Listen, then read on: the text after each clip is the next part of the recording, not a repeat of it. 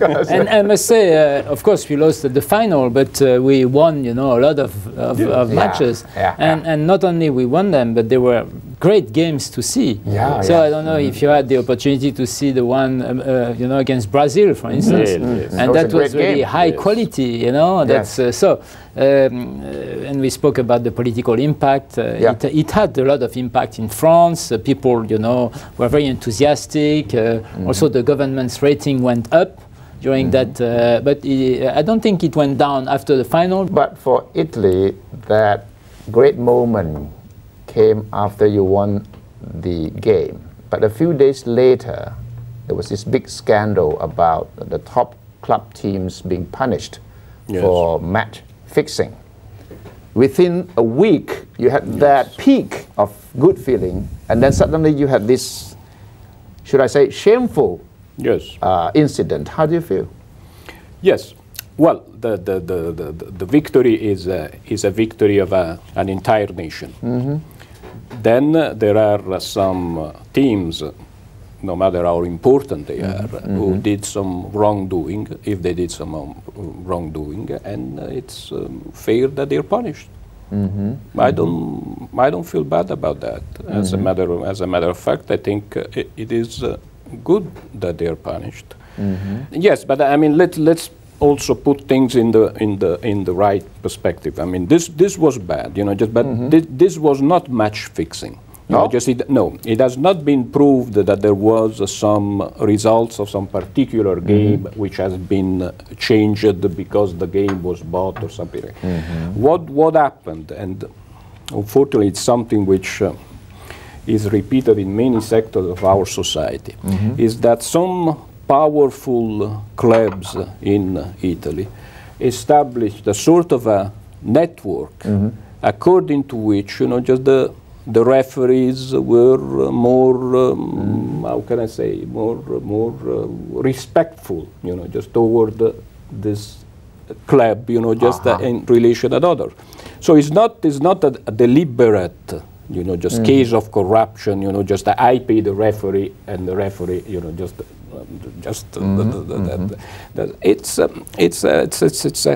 it's a little bit of a wider network of friendship, of relations. Just it's a little bit what happens when you want to appoint someone, just to do a particular job. But for instance, in other sector, and you choose, just someone who is your friend and not some, just not someone else.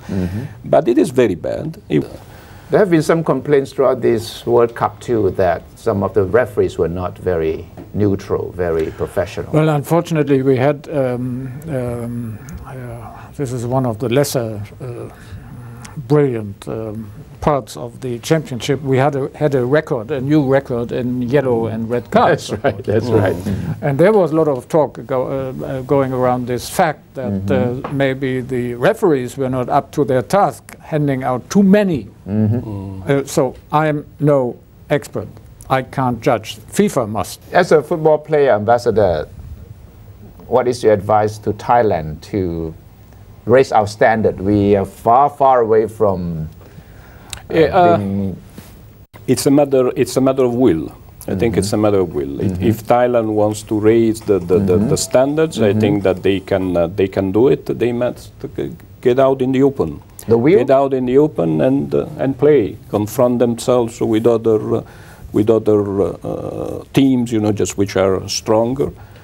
Import maybe some not only some players but some trainers. Have sent some of the trainers and some players abroad, and just playing in the competition. Football is not different from other sector of. But we notice that Asian countries are not, this time especially, you only see European teams and then some African teams even. This time Asia has not really entered deep enough into the game yet. Yes. Why? We have the Iranian team, we have the Korean, Japanese. Well, take into consideration the fact that this was played in Europe. And what have that got to do with? Well, if you just look at the history, you see that when the World Cup is played in Europe, generally European teams do well. When it's played outside, just like... Is it geography? Is it the weather? Climate, geography, climate, yes, atmosphere, everything, yes. Atmosphere, very, very important. So it is not by accident that... And next time South Africa, so it should be different. Next time it's South Africa, yes. We'll see whether that has any influence on the outcome. I'm absolutely sure, and I would not be surprised if an African team next time is world champion. Of course. Because this time already they were rather good, and it's only a slight margin. Yes. Slight margin, they would have gone further. In there. World champion maybe well, in Africa, in Africa, this is a big boost for the African teams, of course. I received a letter of congratulation from the ambassador of South Africa for the victory, and and I answered that I'm looking forward for 2010 a final Italy-South Africa.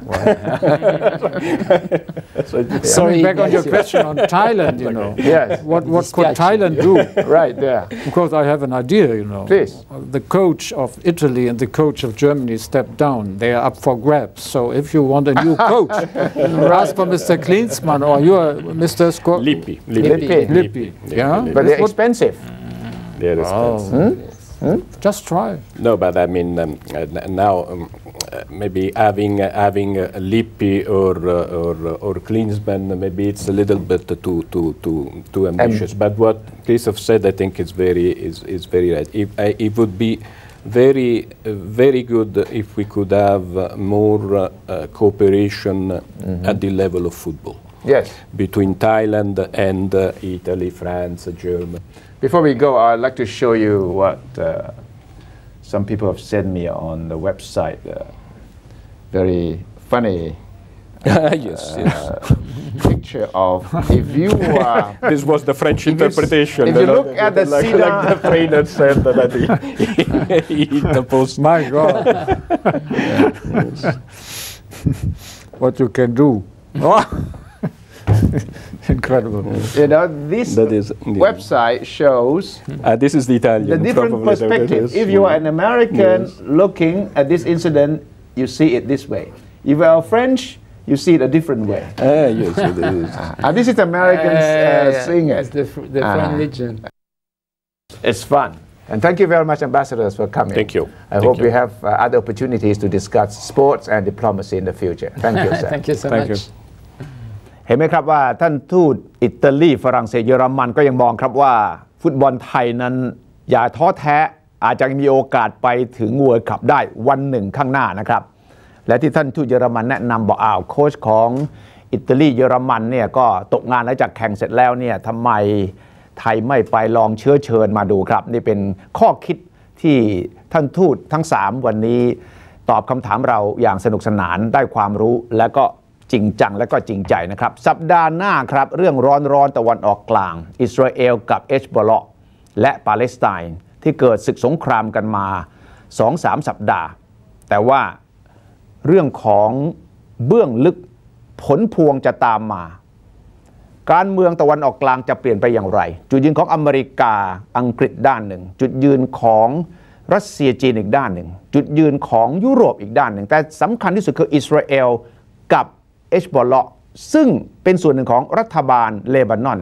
และอิสราเอลกับศึกสงครามอีกด้านหนึ่งกับปาเลสไตน์ทางใต้ซึ่งมีกลุ่มฮามาสเป็นรัฐบาลอิสราเอลจะเอาตัวรอดอย่างไรการถล่มโจมตีอย่างหนักหน่วงในช่วงที่ผ่านมานั้นจะมีผลอย่างไรอาทิตย์หน้าครับชีพจรโลกจะลงไปถึงรายละเอียดอธิบายให้ท่านผู้ชมเข้าใจง่ายๆชัดๆสัปดาห์หน้าติดตามชีพจรโลก 4 ทุ่มทางช่อง 9 แห่งนี้ครับคืนนี้ลาไปก่อนครับสวัสดีครับ